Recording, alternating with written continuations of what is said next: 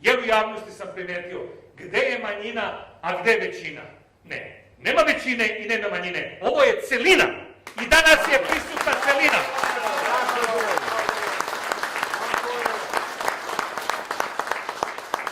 Obzirom da su ovde prisutni i oni koji su pre 4 godine po istom statutu birali celokupno rukovodstvo. Evo nas ponovo ovde. I taj čas demokratije,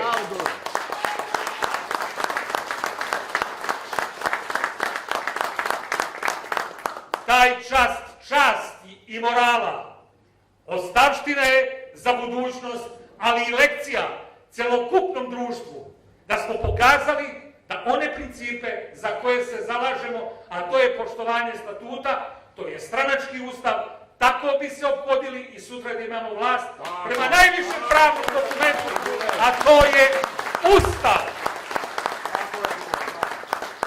Daće Bog, imaće Srbija ponovo svoga domaćina, svog kralja, koji je simbol jedinstva u najtežim momentima za narod i državu. On je garant kontinuiteta državnosti. Naš narod u jednoj rečenici je rekao veliku istinu, koja je postala narodna izreka, ali je i naš slogan kratka, tačna i jasna. Bez kralja ne valja.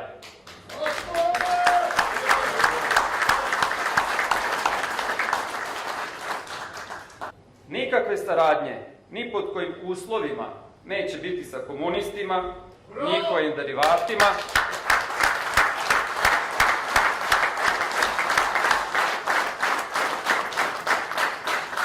i sa onima koji rasprodaju srpske teritorije, Kosovo i Metohiju, Republiku Srpsku, žele da zatruju naše prirodne resurse, rasprodaju naše rudnike i prirodna dobra.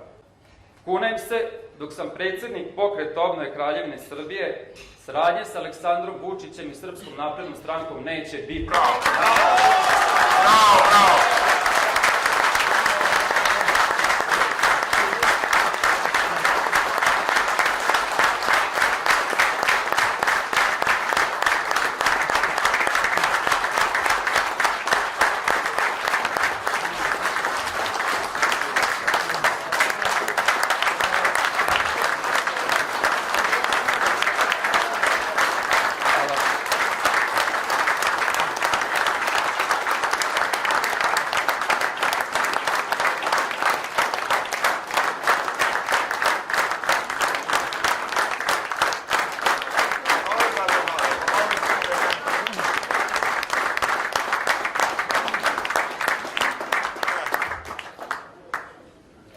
Čuli ste.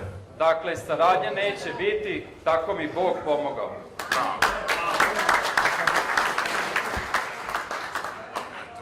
Svim srcem, svom snagom i bićem svojim borit ću se za obnovu Kraljevine Srbije i jačanje naše stranke. Kako radili, tako nam Bog pomogao. Živeo Pokret obnove Kraljevine Srbije.